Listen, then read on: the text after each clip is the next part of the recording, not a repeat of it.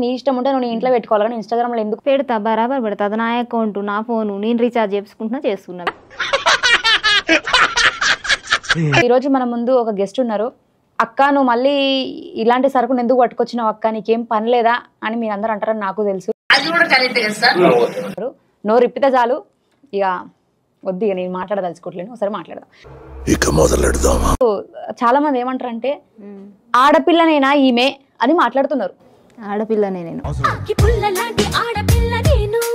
అయితే ఒకడు ఏదైనా తప్పు చేసిండు, ఒకడు పోయి బురదల పడ్డాడు అంటే నేను కూడా పోయి బురదల పడతా అని మీరు అంటున్నారు. అయితే పడతా. ఎవరురా నువ్వు ఇంత టాలెంటెడ్ ఉన్నావు? అందరి లోపల మీ క్వశ్చన్స్ అన్ని బూతుల గురించే ఉన్నాయి. బూతులు మాట్లాడుతున్నా, బూతు పనులు అయితే చేస్తాను నేను. కరెక్ట్, ఇది కరెక్ట్ గా చెప్పావయ్యా.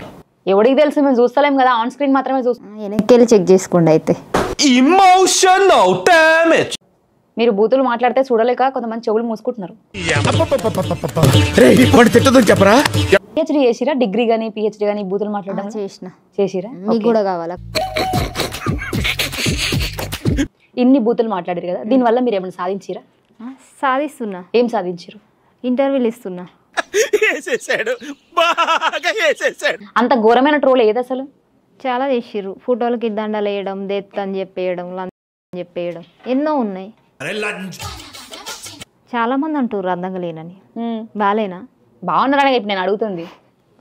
ఇక ఈమె కూడా గుల్లుకుంటుంది అందం చూసి.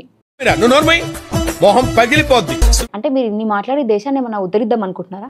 అయ్యక లేక అడుక్కుంటుంటే కొడుకు వచ్చి మొమైత్ ఖాన్ కావాలన్నాడు అంట.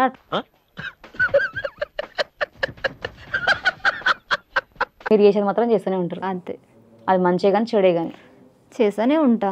నాకు చేయాలనిపించింది చేసా. నాకు ఉన్నది ఒక్కటే ఒక లైఫ్. సో మీరు ఒక రీల్ చేసిరు, నేను చచ్చిపోతే పరలోకం పోవాలి సంథింగ్ అనుకుంటూ. పరలోకం ఎవరు పోతారు చెప్పు అసలు? క్రిస్టియన్స్ వెళ్తారు.